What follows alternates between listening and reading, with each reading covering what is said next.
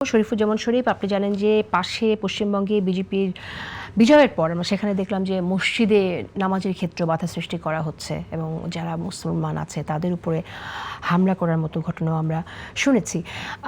আমরা বিএনপি মহাসচিবের সেই কথাটা মনে পড়ছে, তিনি বলেছিলেন যে বাংলাদেশের দক্ষিণ পন্থার উত্থান হয়েছে। কে এই ধরনের হামলা করছে সেটা আমরা কোনো দলের নাম উল্লেখ না করে অন্তত এই কথাটুকু আপনার কাছে মনে হয় যে আসলে এখানেও দক্ষিণ পন্থার 5 আগস্টের পর একটা উত্থান হয়েছে এবং বিজেপির এই বিজয় সেটা তো দক্ষিণ পন্থার উত্থান, এটা আসলে আমাদেরকে মানে আমাদের বাংলাদেশের রাজনীতি কোন দিকে নিয়ে যাবে যদি সরাসরি এই প্রশ্নটা করি? ধন্যবাদ। প্রথমত, ধর্ম পালন, ধর্মচর্চা আর ধর্মের রাজনীতি এক বিষয় না। আমাদের এখানে ধর্ম পালনের সংখ্যা অনেক বেড়েছে।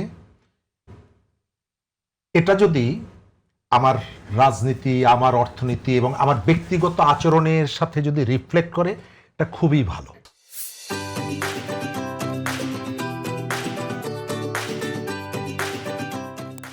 কিন্তু খেয়াল করে দেখবেন অনেক জায়গায়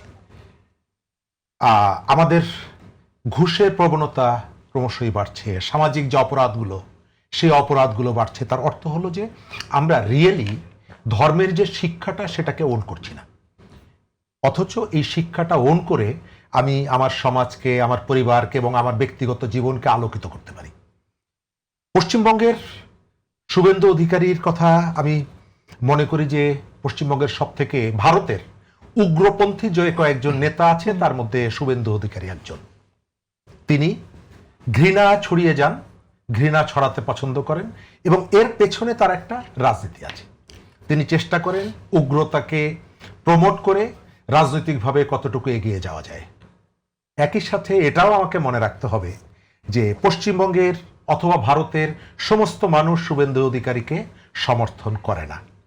কলকাতাতে ফিরহাদ হাকিম হচ্ছে সেখানকার মেয়র এবং তিনি পরাজিত করেছিলেন জীবন সেনকে। আবার পশ্চিমবঙ্গের নির্বাচনে প্রায় 40 জন মুসলমান প্রার্থী তারা এমপি হয়েছেন। গত কয়েকদিন আগে যে 4টা নির্বাচন হয়েছে বিধানসভার, 116 জন মুসলিম প্রার্থী বিজয়ী হয়েছেন। তারা যে সবাই মুসলমানদের ভোটে বিজয়ী হয়েছেন তা না। আমি এটি মিন করতে চাই যে একটা জায়গায় অন্ধকারও যেমন আছে, আলো আছে। সেখানকার এই যে মসজিদে, এটাকে আমি গত 2 দিন ধরে দেখছিলাম পশ্চিমবঙ্গের অন্য যে রাজনৈতিক দলগুলো তারা খুব তীব্রভাবে তার প্রতিবাদ করছেন এবং তারা বলছেন যে লাউড স্পিকার, তারা বলছে আমরা যেটাকে মাইক বলি, যে এটি ব্যবহার করে আজান দেওয়াটা, এটিকে শুভেন্দু অধিকারী বা তার দল এটাকে নানাভাবে সমালোচনা করছেন, বন্ধ করার একটা ফোন দিয়ে আসছেন। তার বিরুদ্ধে আমি দেখলাম যে কয়েকজন আইনজীবী বলছেন যে প্রয়োজন হলে আমরা আদালতে দাঁড়াবো। 3 মিনিট 4 মিনিটের জন্য আজান হয়, এই সময়টা এতটা শব্দ দূষণ করেন এবং তারা মিন করছেন যে আমাদের এখানে পুজোর সময়ও তো আমরা মাইক ব্যবহার করি।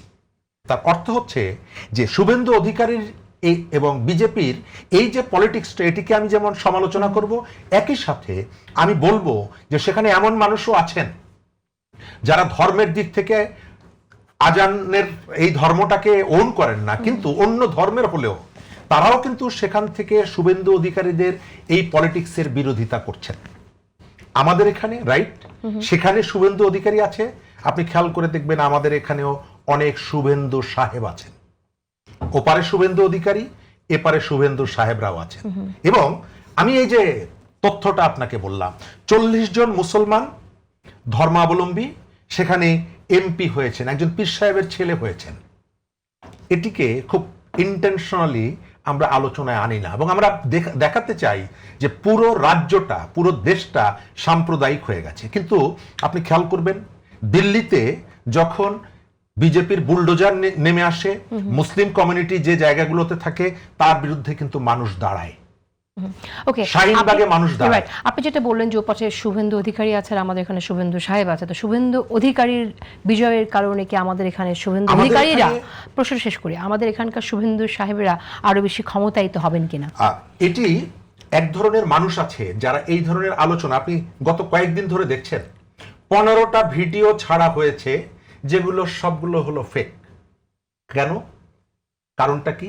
কারণটা হচ্ছে আমাদের এখানে কোথায় যেন মসজিদে মাজারের মধ্যে ওই যে গানের অনুষ্ঠান হচ্ছে, সেটাকে কলকাতার কোনো মসজিদের নামাজের সময় পেছনে দাঁড়িয়ে সঙ্গীত বাজানো হচ্ছে, এই কথা বলে মেইন স্ট্রিমের একটা দৈনিক পত্রিকার অনলাইন এটি প্রচার করেছে এবং লক্ষ লক্ষ ভিউয়ার তার। কারণটা কি? কারণটা হচ্ছে পৃথিবীর সব জায়গায় এই ধরনের যে ফোর্স, তাদের মধ্যে একটা ইন্টারনাল সম্পর্ক থাকে, পৃথিবীর যে কোনো প্রান্তে আপনি দেখবেন। এবং এর ভেতর থেকে একটা উন্মাদনা তৈরি করে এটি শেষ পর্যন্ত ধর্মের কারণে না, এটি নিয়ে যাওয়া হয় রাজনৈতিক কারণে, রাজনৈতিকভাবে ব্যবহার করা হয়। ওপারে তুমি, এপারে আমি, ওপারে তুমি এটি করবে, এপারে আমি এটি করবো, তুমি যদি করো আমি এখানে করবো।